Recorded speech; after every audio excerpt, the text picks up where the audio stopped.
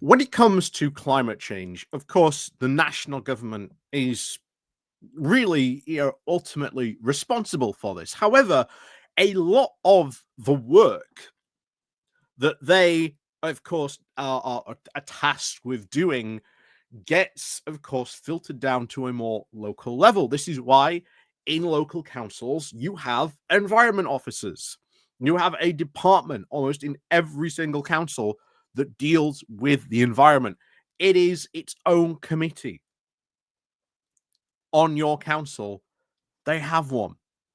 However, of course, as we've covered, very recently, we saw in the case of Leicestershire, with the fact that it has been having ever increasing, big flooding, as recently as January, last January we're talking about. So that not that long ago, really, when you think about it, when Reform UK came in, they have cancelled, in fact, outright got rid of a committee explicitly looking at flooding, the response to it, how they can prevent it, how they can plan for that type of stuff. Completely gone, moved now into just the environmental committee, where it is not going to get enough time to be discussed because the environmental committee discusses a whole other range of issues.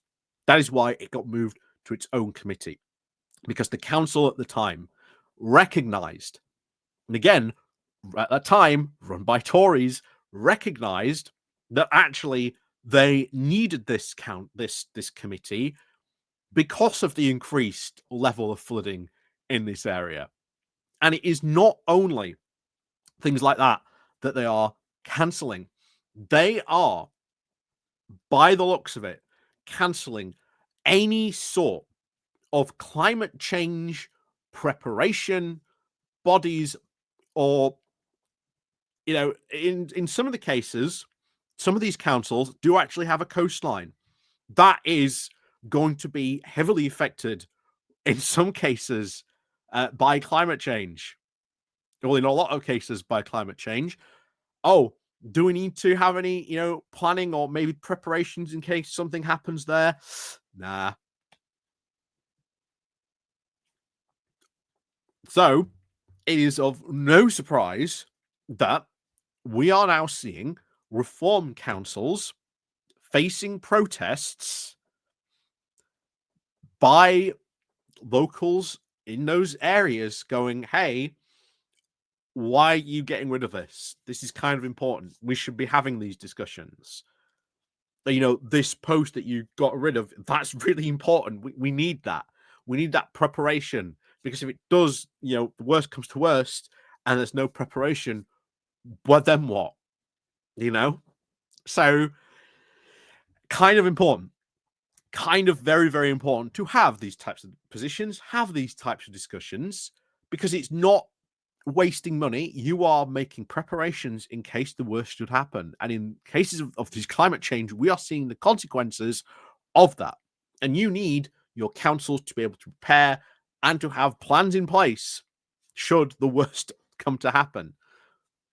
But before we do get more into this, please remember to click the like, share, and subscribe button down below. Of course, there are links to my Patreon page, the One of Dacia link, the Buy Me Coffee link, the YouTube thank you button, and of course, as always, there is the YouTube membership down below as well. And of course, it was Wednesday yesterday, so there's a new video for the Patreons and of course the YouTube members as well. So let's go on into this then, shall we? So this, coming from the Byline Times, Reform UK councils are now facing protests after cancelling climate change preparations. So, the Reform UK's influx now of newly elected councillors are now facing rising local anger in parts of the country after scrapping local preparations to deal with catastrophic man-made climate change, which, of course, Reform UK heavily deny. Or, well, they might not deny man-made climate change. They will accept it, but they won't say that it's like the main cause for climate change. Anyway, meetings, of course, to discuss these contingency plannings now for rising global temperatures have all been cancelled now in a series of local authorities now controlled by Farage's party. even with committees scheduled to discuss the likelihood of increased flooding facing the axe, as we've talked about again before. At Derbyshire's County Council on Monday, local residents gathered outside to protest Reform UK's immediate scrapping of the authority's Climate Change Committee and the cancellation of all climate-related meetings. The protesters there claimed these actions will leave the communities across Derbyshire exposed now to worsening climate change threats. And they will be very much exposed to a lot of this stuff. And then it gets even more crazy in a moment, because you'll see the Derbyshire campaigners stood and held up the placards and banners with all the images now of flooding, wildfires, and crops, all outside County Hall, highlighting Reforms UK fossil fuel funding. The protest was planned to coincide with the Regulatory Planning Committee meeting. However, that meeting was cancelled.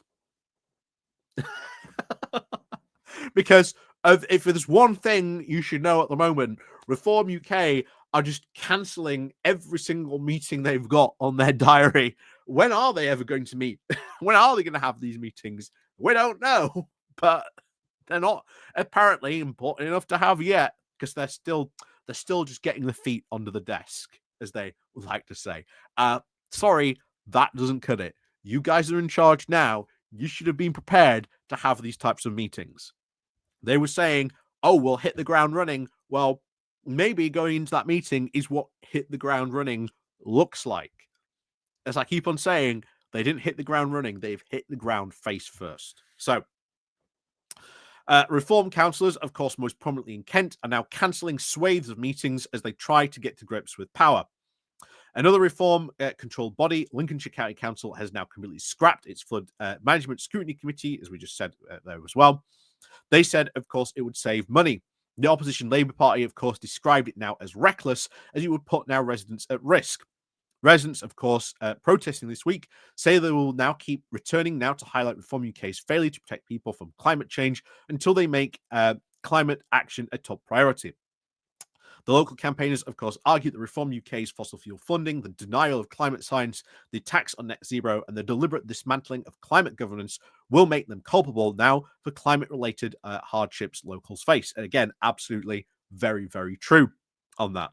Derbyshire has already experienced widespread flooding in recent years. Storm Babette, just in October of 2023, inundated around 160,000 homes and businesses, causing £1 million of damage across Chesterfield and nearby towns, with many residents now remain in recovery just over a year later. So again, this is why you have these types of committee meetings. This is why you have the planning. This is why you have all this stuff. But again, Reform UK don't care, which is again a big problem, because this is where you start to highlight and you turn around and you go, hey, remember that time where, you know, your area flooded a couple of years ago? Yeah, Reform UK won't care, which will in turn probably increase your house insurance. In fact, that's something I think would be worth looking into. If these things are being cancelled in these areas, I wonder if people's house insurance, especially when it comes to flooding, might increase because of this, because the insurers realize that, oh, it's now more likely these homes are going to flood. Thus, the price goes for flood insurance. Derbyshire's farmers have also struggled excessively now with wet and warm winters, leaving now fields waterlogged, denying spring sowing, and of course damaging crops. All over the UK, farmers now reported very negative impacts from around the record-breaking dry spring just of 2025. This year alone in wildfires in the Peak District National Park, due to the unusually warm dry conditions the campaigners have noted. According now to New York Times analysis for Reform donation records, the party collected over 4.75 million just in 2024, with 40% of that originating now from donors who have now publicly challenged climate science or hold stakes in fossil fuels or other environmentally harmful sectors. Anyway, climate investigation outlet Desmog also found that the party now had historically even been more dependent on fossil fuel interests. They found now that from December of 2019 to June of 2024, Reform received over 2.3 million just from oil and gas companies, polluting industries, and of course climate skeptics, representing 92% of their total donations during that period. Nigel Farage also recently backed reopening coal mines in South Wales, despite the fact Britain had been moving almost completely away from coal in recent decades. Again, this is why it's pointless reopening coal mines, because we don't use coal anymore. We've moved away from it in that regard. The party says its opponent opposes, of course, any net zero policies while wanting to slash the oil and gas levy, which has brought billions now for public services since the Russian invasion of Ukraine. Another climate protest now planned for the Derbyshire full county meeting back on the 9th of July. Another similar one is, of course, in late July. Kerry O'Connor, a hotel housekeeper, said that it is, of course, no secret that oil and gas interests are one of Reform UK's biggest funders, and the science-denying attacks on net zero and other climate policy services only serve their interests of their funders. Reform Party leaders, of course, declare war on clean energy and have instructed new Reform councillors to do the same. We are actually seeing this as well. Recently, there was a big push by Reform councillors. I can't remember where it was now. I'd have to try and remember, to try and stop a solar farm. I think it was in Leicestershire. It might have been in Leicestershire. I'd have to double check on that. About a solar farm to stop being built. And of course, who's in charge of that planning committee? It's Reform. So chances are now that solar farm is going to be killed off, basically. Not going to happen. Anyway, back to this. Anyway, the community saying, they said that, of course, net zero is not a priority, and that net zero agenda is now costing every single person in this country a lot of money. Well, what about the costs of flooding, wildfires, heat waves, mass migration from crop failure? What price are they putting on people's lives? Obviously, their price is in the millions. Reform were, of course, paid millions and paid very well by oil and gas interests. In its campaign, which in May, which spread around the 12 Reform councils in England, the new Reform-run Northamptonshire Council has also now faced protests from their actions now on the climate crisis and poor air quality. Amy Treadwick, an ecologist from Sandwich, said the climate and ecological breakdown is the greatest threat humanity has ever faced. It threatens not only our economy, the public health, food security, and homes, but not just in the future. We are already now starting to see the impacts of it in recent years with flash flooding and droughts in Derbyshire. With very strong evidence that this now will only be exacerbated in our lifetime. The resolving crisis now and addressing the government targets should be, of course, at the top of any government's agenda, not only at a global, national, and local level. Dr. Sarah Holborn, also retired consultant of paediatrics from Derbyshire, said that the climate crisis is, of course, a public health crisis. It is often now the most vulnerable who will suffer the most. It is deeply disappointing and profoundly dangerous that Reform UK's first act in power is to completely abandon any responsibility for climate action and even deny the crisis exists. They must stop listening to the oil and gas interests who fund them and start doing their duty to protect the communities that they were elected to serve. Again, very true. Derbyshire County Council was contacted for comment, but said it was, quote, a political matter and a matter for the party. The Reform UK in Derbyshire has also been contacted for a comment, and guess what? They didn't respond. Surprise, surprise. Again, I need to get a soundboard and just get Cilla Black going, surprise, surprise.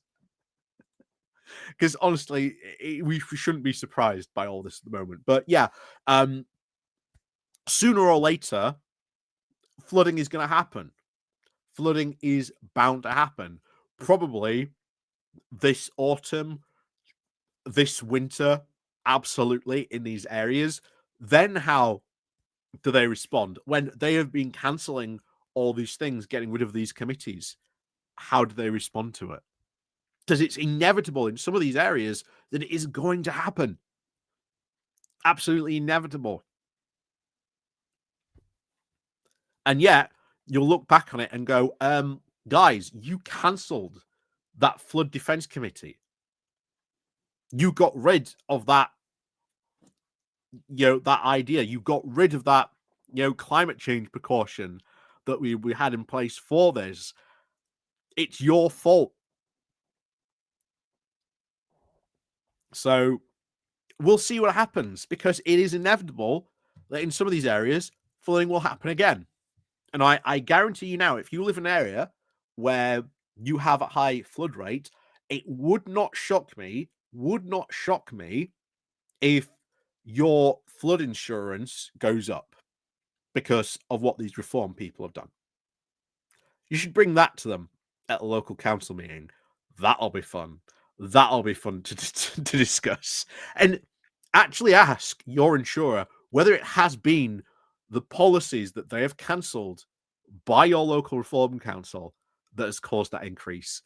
Get that quoted, bring that to the council chamber, and we'll see how they react. Because, oh boy, that'll be fun. So, as always, thank you very much for watching. And of course, as always, we'll see you all next time.